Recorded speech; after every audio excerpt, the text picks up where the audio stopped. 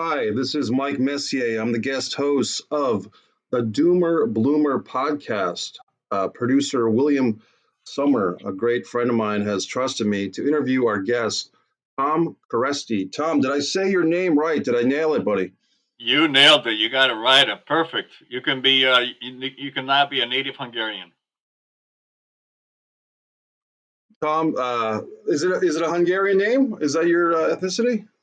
Yeah. I'm originally Hungarian. I was born in Budapest, and yeah, that's I came to the U.S. when I was about 12. I watched a really So Go ahead. no, go ahead. I watched a really cool interview on your website, which is leadershipdisciplescom. That's the first word is leadership, leadership, disciples, disciples.com. And it's a really nice laid out website. And then I believe I think I was just in the news on the subheading up at the top. I believe there was an interview you did in San Diego, which is where you're currently living. Is that all correct? Yeah, absolutely. In fact, thanks for reminding me because there's probably about 2 dozen podcasts that I need to upload on that website. Because right now, if you go to my LinkedIn profile on under my last name KERESZTI, KERESZTI, you'll find lots of Zoom videos or just audio podcasts that I've done over the last 3 or 4 months, and I've just been I need to get a little fire under my butt and get all those to my website because that's that's that way everything's in one place. Yeah, it's But part of it. yeah, This was at San Diego Christian College. It's a nice interview that you're doing at the college, and I think one of the more interesting things you say, and we'll go into the deep dive with your biography, but just to give a quick life lesson as we get started. I believe you said something to the effect of people get hired for what they know and they get fired for who they are. And I thought that was pretty riveting. Can you speak more on that? If that did I get that correct? Is that what you said? yeah, that's 100% correct. And especially for the graduating class, especially when you come out of college. Everybody tends to focus, and really the whole thing is set up that way. Your resume is set up that way. It's about your accomplishments, what you did, what kind of grades, point average you had in school, what you achieved. Then even if you go in later in life, you start again listing job accomplishments. I was in such and such a job, and I increased sales by 5%, or I saved 2% of profit or whatever. But they're always key performance indicators, and they tend to be very much about things you do versus who you are. And then you get into an environment, and what happens is all of a sudden you can't get along with folks. All of a sudden you alienate people, you tick people off, you become dictatorial, and those are the measures which are the human qualities, and those are the things that get you fired. You don't get fired because you missed the KPI. You get fired because you're an idiot, you're mistreating people or mistreating customers, or can really lead people to take over and kind of be on the same team and get objectives accomplished because you can't get a team to work together. So those are all human qualities, and those are the things that get you fired. I remember back in I'm dating myself, but back in the mid '80s, I worked for a company called Colgate Palmolive Company, and at that time they had a form that everybody had to use for HR evaluation. So HR had this form. It was about a 5-page or 6-page form. It was like a fold out. And whenever people got evaluated, the bosses had to use that. And everybody, both you and the guy that evaluated you had to sign off on that. And I think the first page was like, okay, who you are, your age, sex, all that stuff, what your job title, position is. And then there was one page devoted to your job skill sets. right? So basically, are you a good accountant, and some examples of why you're a good accountant, or if you're a good sales guy, and some examples of why you're a good sales guy. And then the remaining 4 pages where, does he take self initiative? How does he get along with people? Right. Those are all people skill sets. So it kind of amused me to say, look, only 1 page is your technical skill sets, and 4 pages is about who you are as an individual, right? What gets you up in the morning, what Right. motivates you, how do you get along with people, and those are the human skill sets. So that's what I think I was referring to then in that interview. Are those skill sets how to get along with people, how someone gets along with people, how they treat people, how they communicate? Are those sometimes referred to as soft skills? Do I have that right, Tom? Uh, I don't know. I don't think they're soft skills. I think they're critical skills.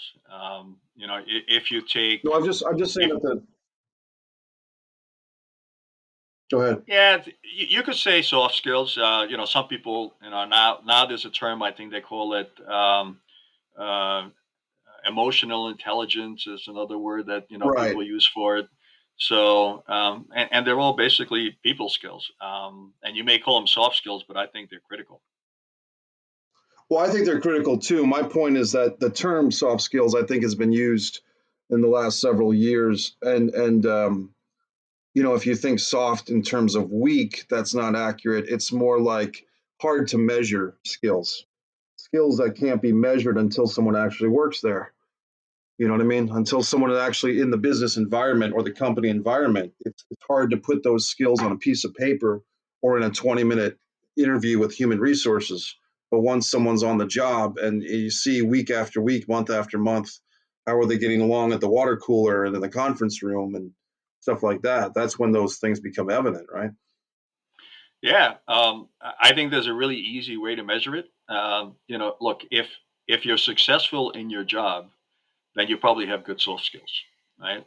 Right. So um, if your performance is lacking, then look, there's one is too small of a number to achieve greatness. So I don't care if you're a team leader, if you're a CEO of a company, or you're just on a team as a team member, right? Still, you're going to achieve things because of your interaction with other people. It's not because of something you did yourself, right? It's your interactions with other people. So it's in a way it's easier to measure because if your team is performing, that means you probably have good soft skills. If you're performing well in your job and you're on a team, that also means you probably have good soft skills. So if the team is lacking, then probably the soft skills are lacking as well. I remember when I was working for this company out of the UK, Reckitt Benckiser, and I was a general manager for, and Reckitt Benckiser was a very, very um, leading marketing company. So they had tended, and most fast consumers, consumer goods companies tend to elevate marketing geniuses, right? So that was the same thing. They had Right. a lot of leaders in that company, general managers who had a very strong marketing skill set, and I didn't have a strong marketing skill set. I had a very good generalist skill set. And I remember the CEO, Bart Beck, said, it's just, I don't know what it is. Tom's not a great marketer, but he just gets everything done. Right. And he said, I can't really put my finger on it. I don't know Yeah. what it is, but things get done. And, literally because of those soft skills, as a general manager of that company, I switched it from losing, about $4 million into in less than 3 years, in about 2.5 years, they were already making 2.5 million. So that was a 6 million swing. And it wasn't because I was a marketing genius. It was just, I was a good leader, and I was able to get the best out of the team that was in that company. So I don't know for I what it's used to worth. have an I think it's worth a lot. I used to have an expression, Tom, that it's not what you do for people, it's how you make people feel about themselves that tends to matter, you know.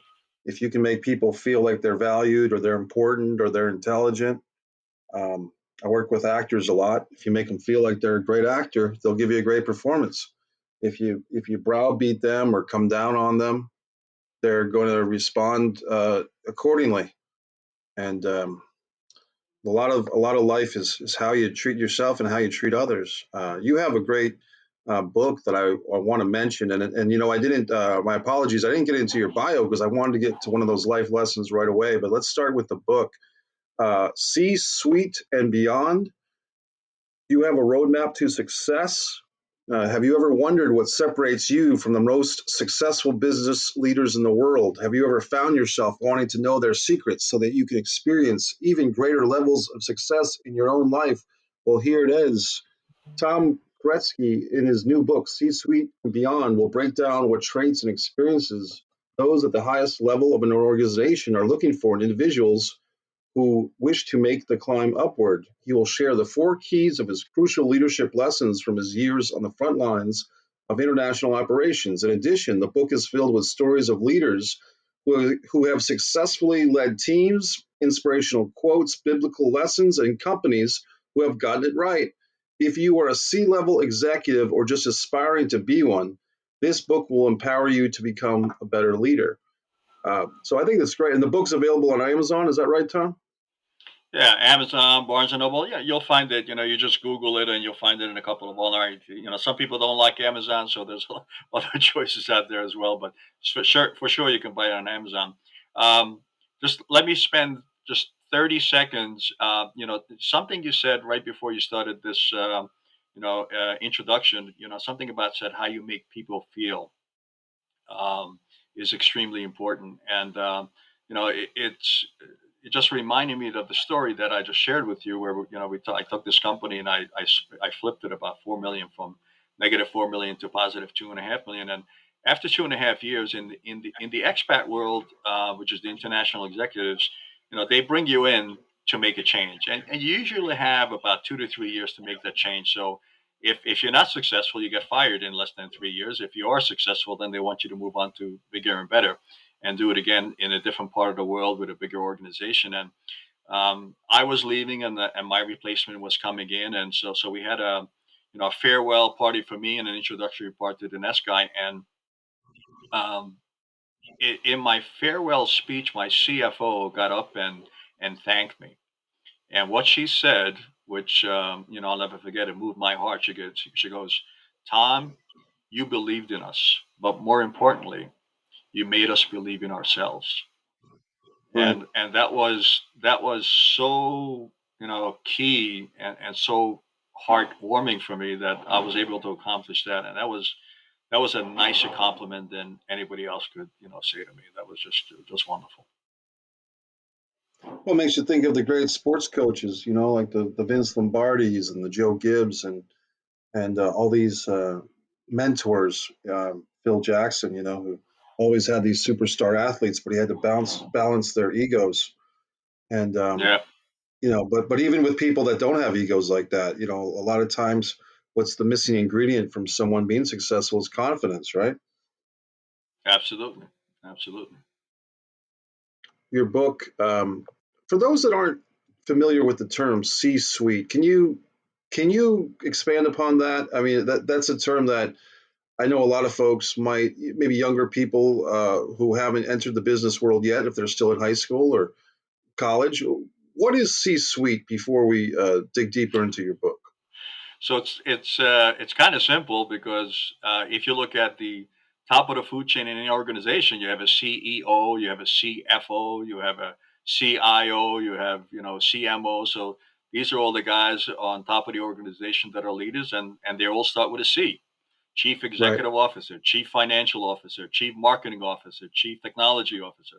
That's what the C stands for. C-suite. That's where all the guys hang out, and they're all their titles start with a C. right. Guys and women at this point, because in Yeah, the I last, do apologize. Yeah, I'm sorry. Yes, you're 100% correct. Yeah, well, I mean, I mean, I remember when I was a kid that the women's movement, and it still is now, but you're talking about if the timeline of when women were allowed to vote and had to fight for the right to vote and all types of things, and now you have women that are doing big things. I mean, at one point, 1984, Geraldine Ferraro was running for vice president, but it was a tough thing because Reagan was so popular. but now Kamala Harris has achieved that goal. And so there you go. So things happen in lifetimes that we don't expect to happen. I want to go back to more about you and your background. Leadershipdisciplescom.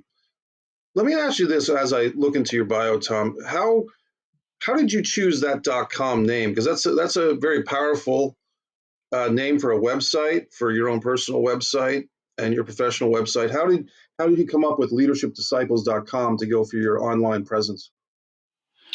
Well, how did I use? Okay, leadership is something that's been with me all my life. I mean, if I look at when I was a 10-year-old or a 12-year-old kid, reflecting on it, I always found myself in leadership positions, whether it was on a sports team or other situations. And then, high school, again, leadership positions, college, leadership positions, student council, captain of tennis team. And then, got into business and always found myself in increasing responsibilities always. So leadership has always been there. But then why disciples? Well, I'm a Christian guy, right? And if you think about what did the disciples do, I mean, basically disciples carried the word out and acted the word out and spread the word of Christianity. And if we didn't have 12 really loyal disciples, and if we didn't have Jesus, then Christianity wouldn't exist today, right? It made it a movement. So disciples to me, rings really true to say, look, leadership is very important, but the fact is, as a country, as companies, we're not that good at it, right? If you look at Right. if you look at companies, a lot of them will have bad leaders. If you look at organizations, they have bad leaders. Look in government, we have a lot of bad leaders in government. Not just I'm not talking party lines. I mean, you can take people from either party and you say, well, these are really not exemplified, leaders. So this leadership disciples to me says, look, leadership is extremely important, and we have to get it right, and we have to spread the word, and we have to live. I have to live, not we, but I have to live by example and lead by example of what leadership is all about. So that's where leadership disciples came from. If that makes sense. It does make sense. Here's a question for you. Veering off the path a little bit, I guess I fear for our country and maybe for our world that because of social media, the crosshairs that come with competing news organizations, you can have one story and one side's got a totally different slant than the other. And depending on which news show you're watching, you're going to be angry about something or love it. And so I think there's so much enforced divisiveness that's coming. We no longer have someone like Walter Cronkite that almost everybody trusts. What I fear is that people that might be great natural born leaders look at the landscape of the country and they see people almost not to use a biblical term in this way, but kind of getting crucified, for being public figures, whether it's Matt Damon saying something in an interview, or former President Trump, President Biden, Obama, any of these people in power.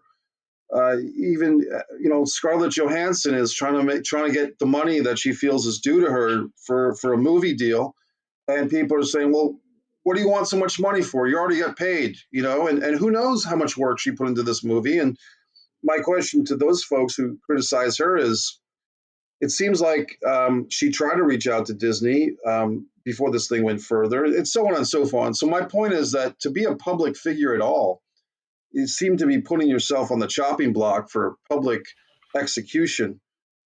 What can you say to inspire a potential young person, a 15-year-old high school boy or girl who's looking at life and thinking they have leadership skills and maybe want to get involved in politics or social affairs, but they see this continuous chopping block of public figures, and maybe they think twice. They don't want to go through life being criticized and critiqued like that. Is there anything you can say to encourage folks?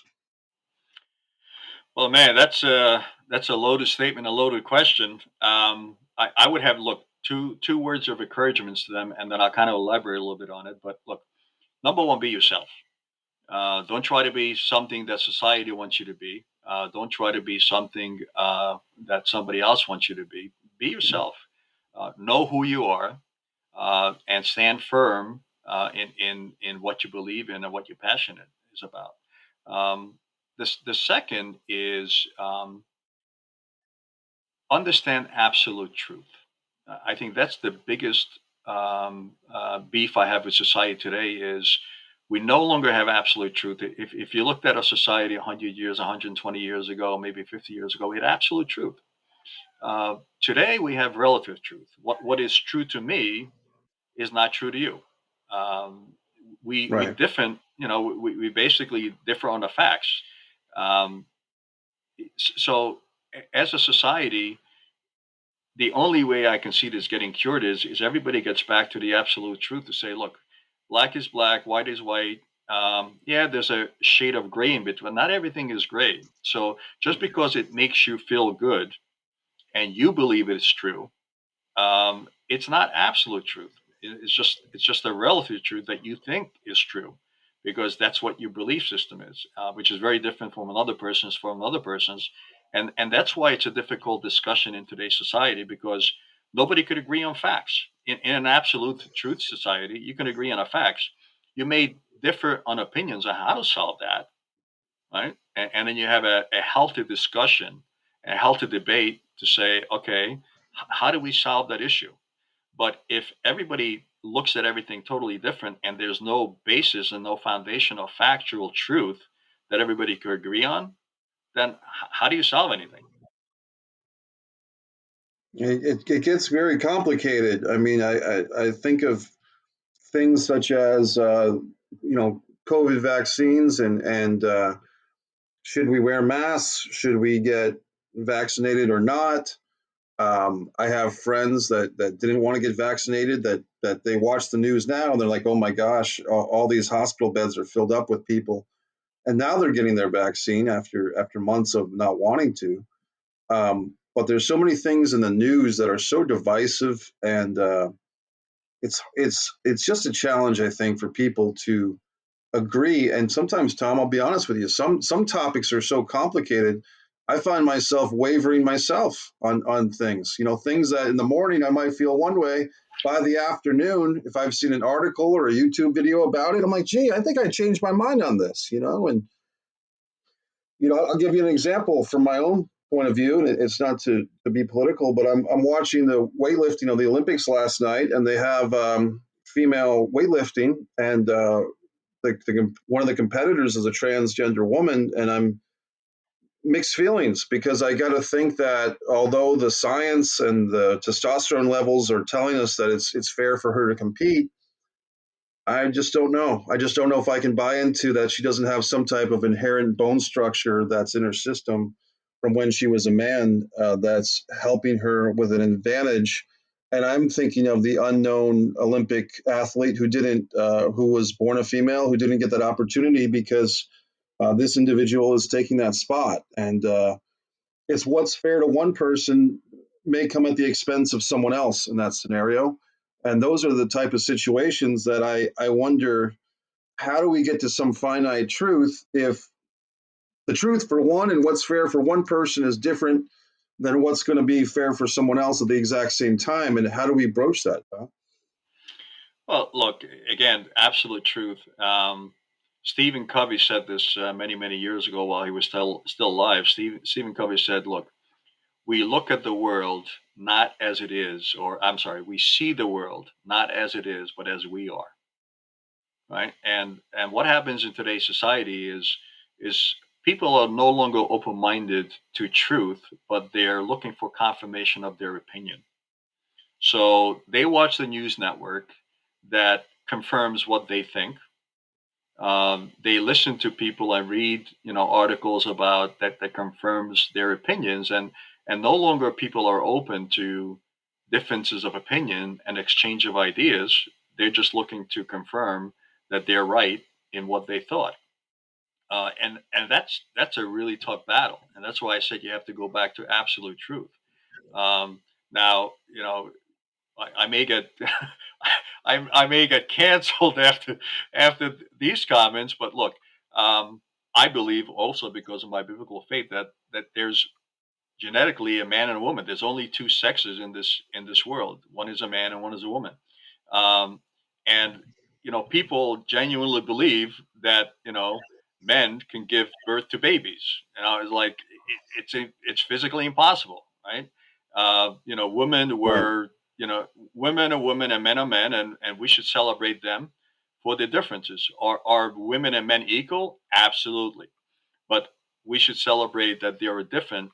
They were created different. Now, whether you believe in evolution or whether you believe in creation, either way, through evolution or through creation, there's male and female species, right? Um, and that's an absolute truth.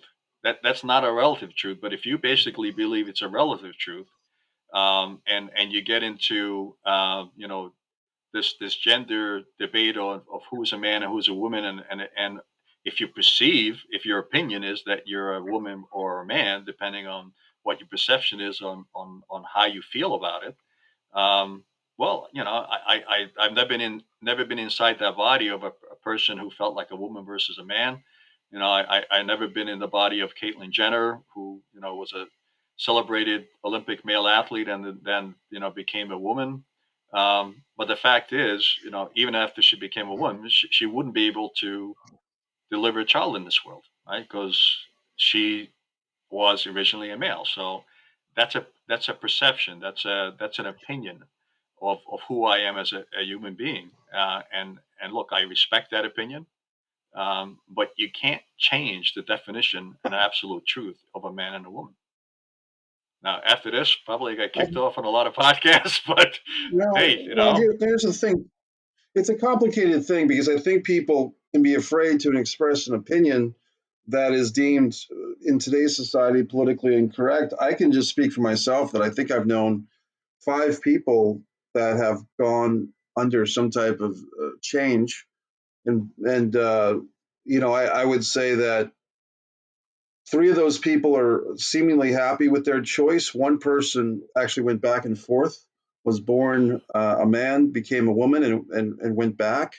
And that story is very tragic. I could get into that story, but it's their kind of private story. But the person actually had the operation to go from male to female, and then years later, through a turn of events, felt inclined to go back. And I'm just thinking, my gosh, what's going on with the body here? What damage? If I'm assuming there's some type of residual damage, this can't be good for your body to be messing with this stuff that much. I'm not a surgeon or a doctor, but if you're literally having two gender operations back and forth, I'm thinking there's something going on here. And I guess my feeling is that people have a right to do this surgery. It's their body. They have a right to do it. But I just wonder if they realize, not to say they, but the individual realizes life is tough no matter what sex you are, no matter what gender you are. Life is hard. We're a couple of Caucasian men in America, and it's not easy for us. Life is tough for everybody. So I don't know if the gender operation, not to be condescending and think, oh, it's going to change all your problems, but the problems are going to be there no matter what you do. So I just hope that people think about that. But I guess the other thing for me is, like I was talking about this weightlifting example, I think about the female athletes, let's call women that are born women and they're competing. And it was very hard for women athletes to even get, was it Title IX, I believe, right? In the 70s that gave, or the 80s, that gave women the right to have all the sports available, women's soccer, women's yeah, yeah. basketball, all the equality for women to have even these opportunities. And now they turn around and they have to compete with a whole other aspect of society, which are they're competing against women that were born as men. And despite what these testosterone levels may read, in my heart of hearts, I'm thinking there's got to be some advantage. Uh, the bone structure or the size of the shoulders or something. So, and I Well, do feel time. Go ahead. I'm not an expert, so I'm not going to claim to be an expert, but I'll put a different twist on it. And Sure. here's the twist that I will put on it. A lot of people, and I'm sure that was the issue with this case study that you brought with a friend of yours that went back and forth on being a male or female is a lot of people don't know who they are. And what do I mean by that? People become identifiable, for example, by their work. Or so okay, I they ask you, well, Tom, who are you? I'm an accountant, right? Or I'm a sales guy. Or they say, okay, you identify yourself and who you are is I'm a man, I'm a father versus, I'm a mother or a woman. So now you're identifying and your self-identity becomes about your sex, or your self-identity becomes about your skin color, right? I'm an Afro-American, I'm an Oriental person, I'm a white person. So um, what I would encourage every person to do is understand who you are and identify yourself as something other than your skin color, something other than your sex, something other than what you do for a living. So you don't go on this crusade to say, look, I'm a gay man, or I'm a gay woman, or I'm a transgender individual, and that becomes your identity, and your whole life revolves around that definition. And you go on this crusade to say, look, that's, want you to march in my parade, I want you to raise my flag, because that is my identity. I got news for you, that is not your identity. That is part of who you are, but if that's all you see yourself as your identity, then you have a lot of soul searching to do. And that would be my advice to all these folks, is to say, okay, really find out who you are, and Right. why you were put on this earth. You know, I think Thomas, I forget who he was, but they said the two greatest things on earth is when you were born and when you find out why, right? And if you find out your why, whatever your why is, or why you're on this earth, what's your passion, what's your mission, and why you were put on this earth to create. Um, and if all that boils down to is your sex or your skin color or your job, um, you're shortchanging yourself. You were put on this earth for something much bigger than that. Might have been Thomas Paine or Thomas Jefferson, or those are the I famous don't know Thomases I think of. one of those guys. So it's actually And Tom that quote is in KERESZTI. my it's in my book. So I got to open a book and look for the quote, but it's I think it may have been Tom Sawyer. I think it Tom could have been Sawyer. Tom Well, yeah, Sawyer. that was a character by Mark Twain, I believe, right? Was Yeah, Tom Sawyer and Huckleberry Finn were the famous characters by Mark Twain, who at the time was one of the world's most respected writers and philosophers. Um, yeah. Tom, Maybe it was I Mark once Twain. again, Maybe it was Mark Twain. it might have been Mark Twain. I want to read from your bio here. A great website, by the way, leadershipdisciplescom on the About page. Tom is an industry influencer who adds value to individuals and helps companies reach their highest potential through life changing leadership principles. And down at your leadership philosophy, Tom is and I want to ask you about this in a second. Tom is a certified John Maxwell trainer, coach, and speaker. He is a member of the John Maxwell Group, a leadership training organization built to grow and equip others to do remarkable things and lead fulfilling lives. His servant leadership principles are time proven and based on biblical foundations. Man of God, leader of men. That vision statement has guided every life choice Tom has made since 1995. Tom is down to earth and able to strike a balance between business challenges and common sense solutions. His motivational, engaging style will leave you with practical and applicable solutions that you can put into practice. He will empower you and your company to succeed.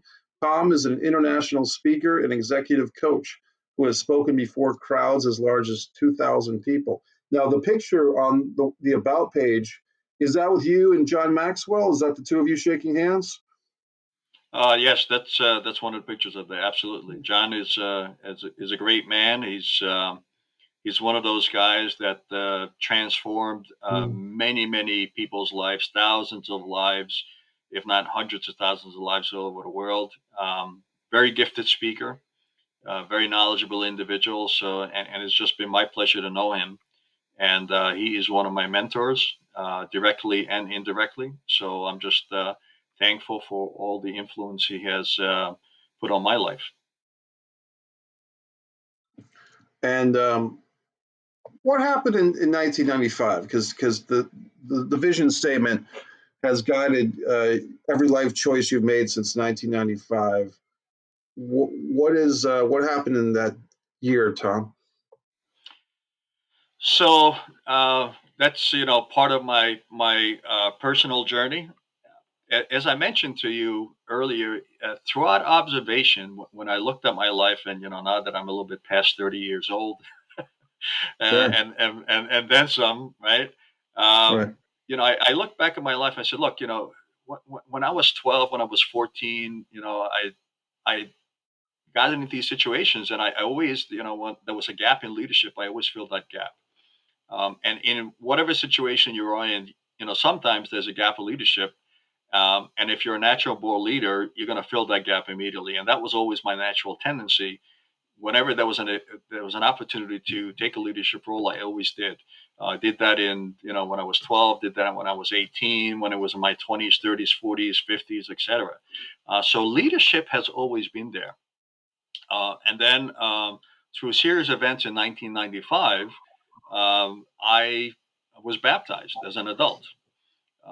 So although I was, an active, participant in a Catholic church through my early, years, I would go to Sunday mass and everything else. But then what happens? We moved overseas. We became expats, so we were living in foreign countries, and then what happens is the Catholic Church is so widespread that their local mass is always in the local language. So you go to church and you have no idea what's, you don't understand anything. So Right.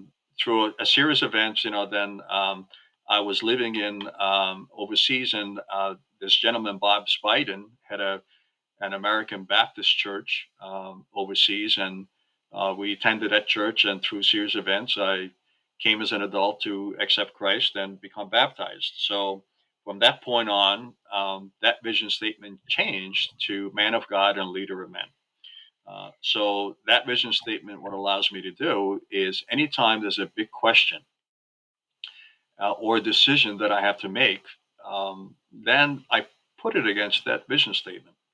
And let's say it's a job opportunity. Let's say it's something in personal, life or something else. But you say, okay, um, does that exemplify leadership? If I take this job opportunity, if I take this client on, um, if I mentor this individual, is that a leadership opportunity? If so, then it passes test one, right? If not, then I don't do it. All right? If it's not a leadership opportunity, then I probably don't take it on. And then the second test is, does it honor God? And if it doesn't honor God, then I probably don't take it on either. I mean, I can tell you that from personal experience, I was sought out for many cigarette companies in Eastern Europe to run their companies, and I always said no. I just didn't feel consciously um, that it was a godly thing to ruin people's health by smoking cigarettes. So I just didn't take any of those jobs, no matter how well they paid, no matter how good of an opportunity was. I said no. So it's if you have a good strong vision statement, and the nice thing about a strong vision statement is it's easily understood. And anytime you see a vision statement for companies that says, "Oh, we're going to be good corporate citizens and add shareholder value and blah blah blah blah blah blah," nobody knows what the hell that means, so you can't really buy into it. So whatever Right. vision statement you have for yourself, make it simple, make it easily understood, so you understand it. People that surround you understand this, so they can buy into what you're trying to do. And that's whether for an individual or for a company, it's the same, you know. Yeah, just so that's my advice for everybody is just make sure you have a vision statement. And by the way, like I said, when I was 20, I wish somebody says, "Tom, have a vision statement for yourself." I was like, "What the hell? I don't know what that means." So, Right. it's something that I learned later in life.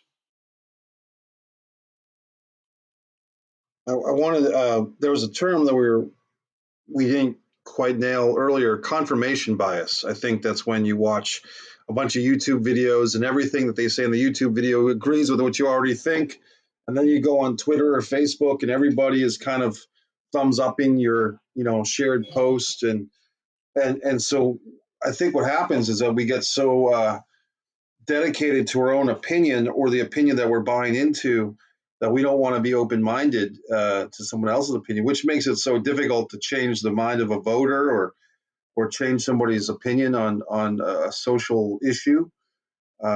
But yeah, that's confirmation bias, what we were thinking of earlier. I wanted to ask you this question, Tom. Again, it might be a loaded question, but Christians in the media, for instance, I go to the movies a lot. I go to the movie theater a lot, and there's a movie coming out soon about Jim and Tammy Faye Baker.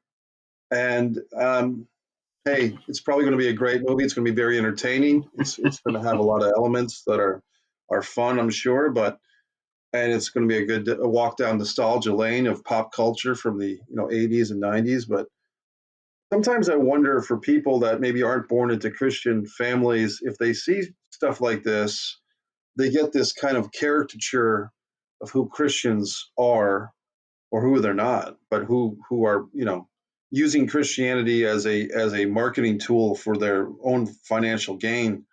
And I think that people who are just going to church on Sunday and doing outreach groups and doing fundraisers for the community and raising money for other countries, and there's a lot of people who go to church who are just regular salt of the earth people of various ethnicities who come to church and find fellowship and do good things. And I feel that those type of Christians often get marginalized or not fully understood or appreciated because what gets the hot shot, so to speak, of the media wheel is the cartoony uh, celebrity Christians who, to me, are more celebrity than Christian. Any thoughts on that?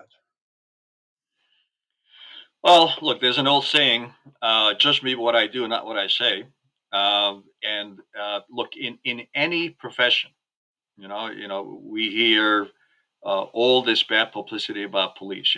Police brutality, police are out to murder you, or whatever. And look, in Minnesota, we had a case where we had a police guy that was bad. He was a bad apple. He killed George Floyd, and he deserves to go to jail. But you can't judge all police because one guy did something stupid and did something bad. The same thing is for Christians, right? There's going to be bad apples in every group, in every part of society, whether you're a police, whether you're in government, whether you're in church, and let's not lose sight of the fact that churches are big business. Right. There's the Catholic Church is the Catholic Church is one of the richest quote unquote corporations in the world, right? Um, so there's a lot of money in it, and money turns people to greed and makes them do stupid things like the bakers. They had they were one of the first televangelist people, and they just people were stupid and sent them money all the time, and they were a bad apple.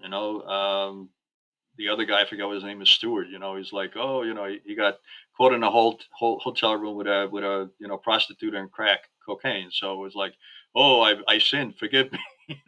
So Right. there's a lot of bad Christians, but again, I think if you just apply that test to say, look, um, are they doing what they're saying, or are they not living by example? And that's, I think, the acid test is and one of the things that I apply for myself is, look, I don't go around telling people I'm a Christian. I don't go around, so people know that I'm a Christian when they ask me. And usually what happens, if somebody doesn't know me, um, they'll observe me. They'll observe me and says, okay, what is different about Tom? I don't know what it is, but something is different about Tom. The way he treats people, the way he motivates people, the way he interacts with people, the way he conducts himself. There's something different about him. What the heck is different about Tom?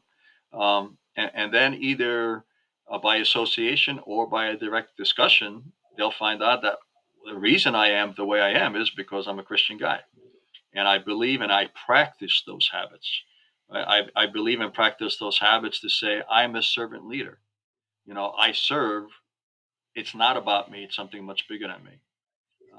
So my actions, speak louder than words. I had to turn to this guy one time, and he said something to me. I said, "I'm sorry, I can't hear you," and he said it a little bit louder, and I said, "I'm sorry, I still can't hear you." And he said it one more time, really loud, and I said, "Sam, your actions are so loud, I can't hear your words."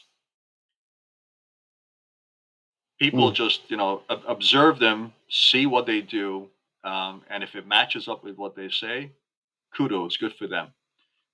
If it's opposite, then and I don't care again if you're a Christian or if you're a police officer, if you're a government official, if you don't do what you say, um, people are not going to buy into you, and you're not genuine. You're not authentic. Um, I think that just goes generally for the human race. What would you, once again, this hypothetical scenarios, but say some young person or even an older person is listening to our interview here on the Doomer Bloomer podcast. Uh, Guest Tom KERESZTI, Mike Messier, guest host for William Summer, producer.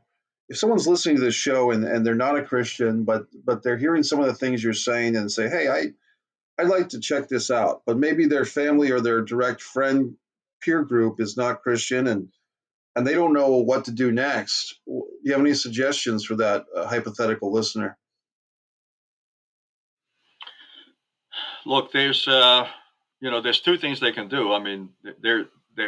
I'm sure there's a local church they can plug into, and most churches, the doors are open. You can walk in there and kind of just talk to somebody and see, if they have an open ear and see what's on your heart and share it with them.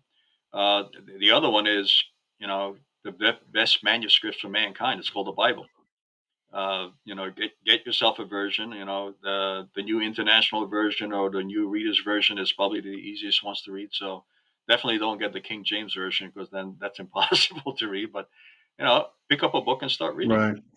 Right. Sure. It's the best manuscript, and I would say, look, just to get started, there's two books within the Bible which I would highly recommend. One is the Proverbs, and the other one is Ecclesiastics. Proverbs is 30 paragraphs, I would say, in or 30 chapters in the book of Proverbs, and it's just a lot of common sense advice. Whether it's about life, about business, about relationships, just kind of blow through. Read one chapter a day. That's a month, and it's just whether you're a Christian or you're not a Christian, it's just good advice. Read it, listen to it, and put it into works. And Ecclesiastic is more about, I would say, what is the meaning of life. So if you read that, you get some good tips of maybe why you were put on this earth. What is the meaning of life? Maybe what's the meaning of life for you? So those are just two great, you know, uh, areas in the Bible focus on, just to kind of start reading and get yourself oriented and quote unquote self teach yourself if you have nobody else to talk to.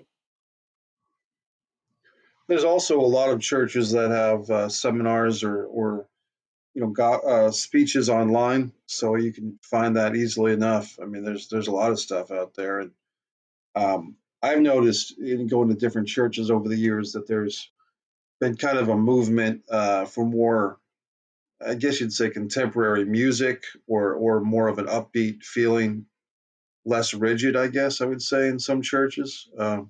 So I think sometimes when people think of going to church, they think of this something from the 1950s or something like that, where it's very structured and ritualistic, and someone's browbeating you for 45 minutes. But there's plenty of churches out there that have a more contemporary, upbeat, acoustic guitars and so forth. And so if people are interested, I think maybe getting over some of those thoughts that they might have of what to expect, you know? Well, you're 100% right. You know, in fact, if you look at any geographical area, you'll find, what we call a mega church, which is a larger congregation, maybe one, two, 3,000, 10,000, and what churches do is they're very good at entertaining people. It has a high entertainment value, and Americans, we love being entertained. We spend billions of dollars on watching movies, sports entertainment, which is another entertainment. So we love being entertained, and churches have adapted that business model. They have a Sunday service, which is very entertaining, right? That Sunday service will have a quote unquote, a worship group, which may be rock and roll music. It may be R&B music. There's church rap. There's all kinds of music styles that would appeal to you if you walk into that church. And then usually there's an entertaining pastor who's very charismatic, and they have guest speakers. Especially during holiday seasons, they put on small production acts, like little theater skits, to celebrate, certain seasons of the year. So churches are very entertaining. And, if you're a marketing person, you understand the funnel theory, right? So, the funnel theory is you get all these, leads, or, you call it lead generation. So you got all these leads in the top of the funnel, and then you goes through your funnel and you start communicating a little bit more to them. And then, finally you end up with a client. But it's called the marketing funnel, and churches use that marketing funnel. So when you come in on Sunday, whether you're a believer or not believer, you're like, hey man, this is great entertainment. I love it. And then Right. you stick around, you come back, and then you get to know a few people, and they get to talk to you, and you go through that funnel, philosophy until you actually then get to the point where quote unquote you become accustomed, because you actually give yourself to Jesus Christ, you become baptized, and you accept Jesus Christ as your Savior. So that's kind of the funnel effect. So yeah, there's I can guarantee you, if you find one of these quote unquote mega churches, and you go there on a Sunday, at minimum you'll be entertained and you'll want to come back. There's a great church in Florida, not around you, but in around Palm Beach. It's called Christ Fellowship. I think they have. They have a lot of campuses now. They've grown a lot over the last 20 years. So they're, not only they're Palm Beach, but they're, I think, all the way down to Miami, and, they go up Jupiter and pass north of that as well. So, yeah, if you're in Florida, plug into Christ Fellowship. I guarantee you will be entertained. And if you stick around long enough and you have an open heart, you may even get saved. When we talk about the services on your leadershipdisciplescom/services, really well laid out here. Workshops, leadership development. You talk about the four aspects of leadership development that you concentrate on: discovery, your values and organizational culture, direction, vision and strategy, growth, pillars of growth and obstacles, people, building and developing teams. Once again, if you're interested in more, go to leadershipdisciples.com /services. Executive coaching, which is it's a 20, you get a 20-minute complimentary assessment to make sure we're a good match. That's always a good idea to kind of, before you start charging people or before you lock in to a long-term thing, just see if it's a good match. And so then if you go forward with that, if you sign up for it, you'll meet for 90 minutes, two times a month, in person, via web or phone. Identify and leverage your strength zone. All types of good things with executive coaching, mastermind groups. I've heard of that term before. I think it might have been a Napoleon Hill thing that I read about, the mastermind study group. Keynote speaking, if you want to bring Tom into your organization, or into, do you do speeches, public speaking in any type of organization, Tom, or are there specialties for you? Well, look, it's best to speak about what you know, right? So if the topic that I preach, whether it's in my C-suite book, which is the Four Keys to Leadership Success, and a lot of that is what you just described on also on the website. If those topics are relevant to your organization and they ring a bell with you, then absolutely, I would love to come and speak in your organization. If you want me to come in and talk about something that I'm not really familiar with, it may be relevant to your organization, but I'm not probably the best expert to do it. Then, yeah, I'm probably not your best choice. But if you're struggling or you think corporate culture is important to you, absolutely, I would love to come and talk to you about corporate culture. If vision and values are important to you, I would absolutely love to talk to you about that. If a growth strategy is important to you, yeah, and if a good functioning team is important to you, yeah, absolutely. So I can kind of talk about all those things. I can talk about one of those things, and usually the best way to do that is again just a complimentary consultation. Say, okay, what is your organization challenged with? What are you struggling with? What are the gaps that you need to fix? And then we kind of cater my message to be relevant to your organization. So when people are sitting in the audience, they say, okay, well, I get it. That's something that we're struggling with. I get it. That's something that makes sense to me. So I try to listen to the needs of a customer. And again, if I'm going to add value to you, and if I'm going to be a servant leader, it's not about me. It's about you.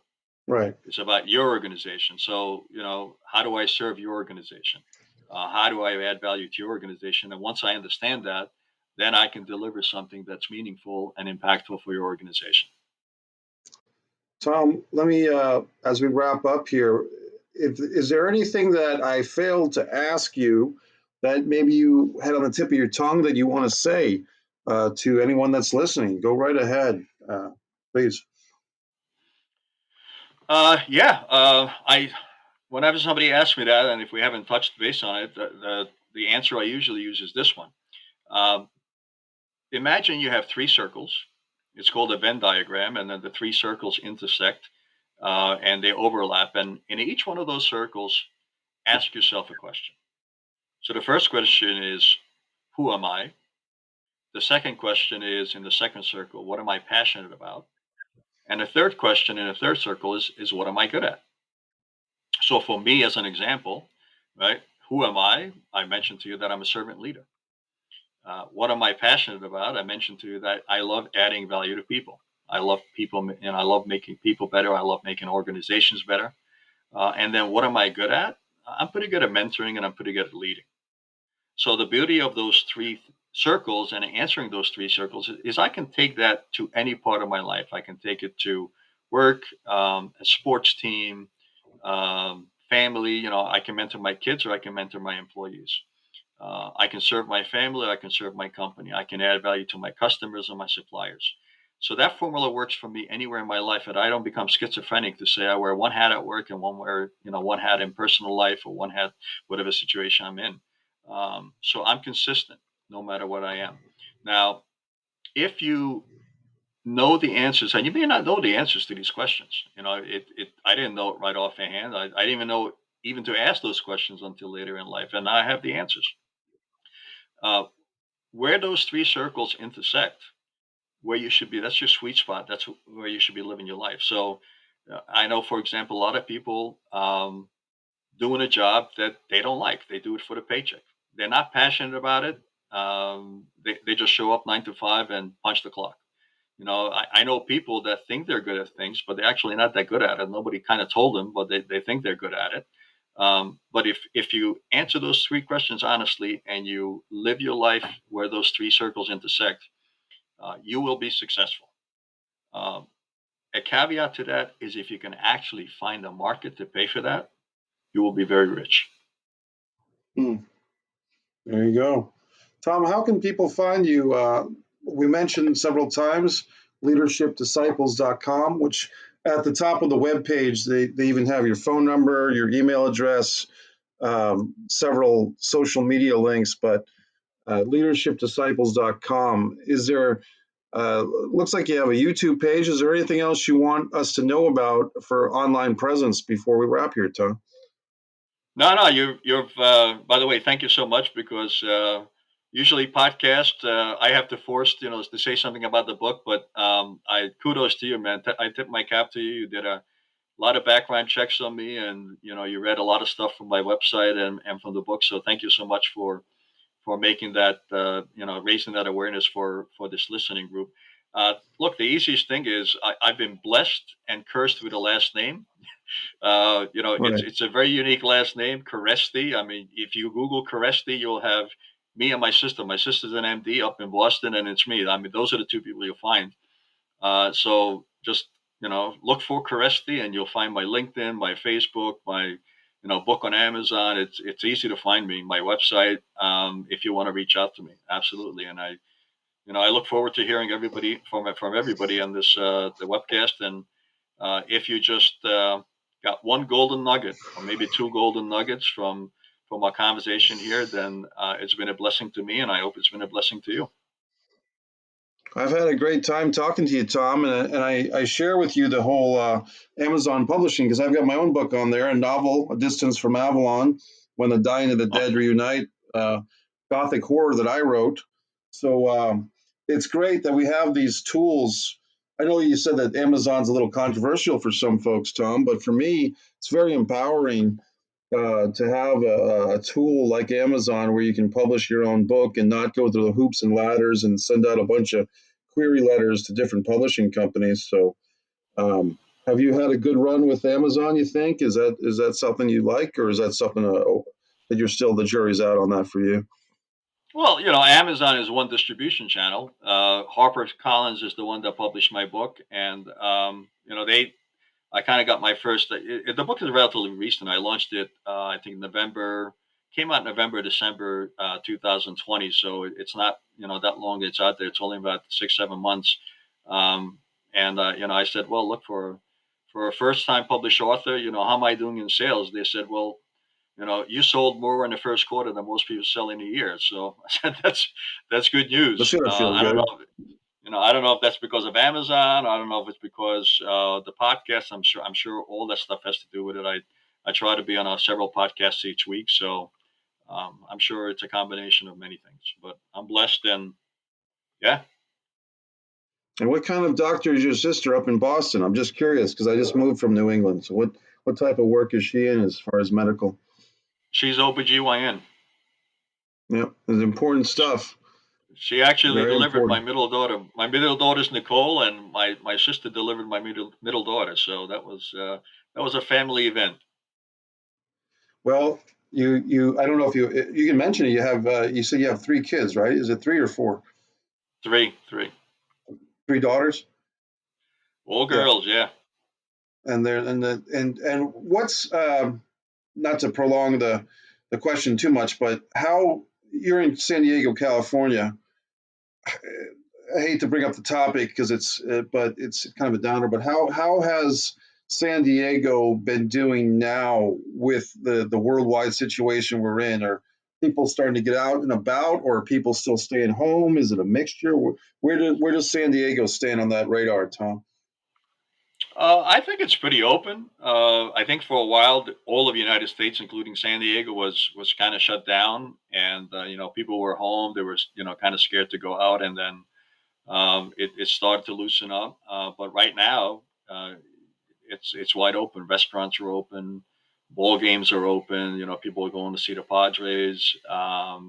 So I would say there's really little to no restrictions in San Diego as we speak. Okay, well, very good. Well, Tom Keresti, it has been a pleasure to have you here on the Doomer Bloomer podcast. I've been your guest host, Mike Messier, filling in for my buddy William Summer. And Tom, you have a great week. It's only Tuesday, so we got the whole week to fill up, right? Absolutely. Mike, thank you so much. It was a lot of fun speaking with you. Thanks, Tom. Have a great day. All right. Thanks, God bless everybody, you. for Bye bye. watching. This has been Mike Messier for the Doomer Bloomer podcast. Thank you very much. And subscribe to Mike Messier YouTube channel. We'll try to get the visual rendition of this up there as well. Thanks to our guest, Tom Keresti, and we'll see you next time.